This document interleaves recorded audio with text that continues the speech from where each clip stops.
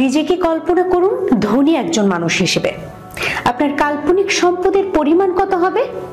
লাখ, কোটি, million, billion? নিজেকে কল্পনা করুন একজন বিলিয়নার হিসেবে। এবার ভাবুন একজন বিলিয়নারের চেয়েও বড় ধনকুবের কে? তিনি হলেন একজন ট্রিলিয়নার। আগামী দশকের মাঝেই পৃথিবীর অন্তত 5 জন মানুষ $1 ট্রিলিয়ন মার্কিন ডলারের অধিকারী হয়ে যাবেন, হয়ে উঠবেন পৃথিবীর প্রথম ট্রিলিয়নার। বৈশ্বিক অর্থনীতির বর্তমান ধারা বজায় থাকলে 1 দশক পর আর বিলিয়নারদের আধিপত্য থাকবে না, তাদের স্থান দখল করে নেবে ট্রিলিয়নিয়াররা। রোববারের এক প্রতিবেদনে এমনটাই জানিয়েছে আন্তর্জাতিক দাতব্য সংস্থা অক্সফাম। টেসলা এবং স্পেস এক্স এর প্রতিষ্ঠাতা এবং সিইও ইলন মাস্ক বর্তমানে পৃথিবীর সবচেয়ে ধনী ব্যক্তি। 430 মিলিয়ন মার্কিন ডলারের মালিক এই ধনকুবের আগামী 5 বছরের মাঝেই হয়ে উঠতে পারেন একজন ট্রিলিয়নার। অন্যান্যদের মাঝেও রয়েছেন পরিচিত কয়েক ধনকুবের।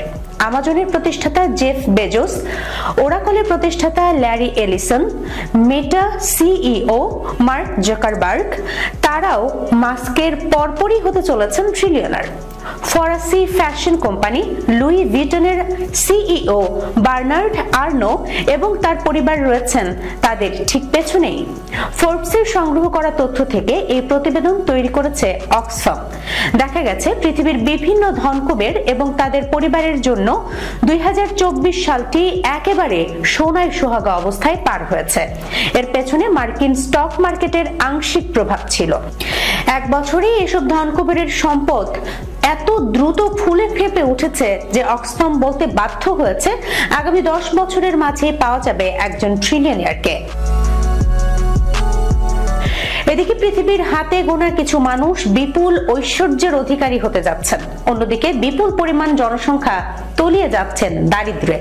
তা আসলে বিশ্বের জন্য ভালো কিছু নয়।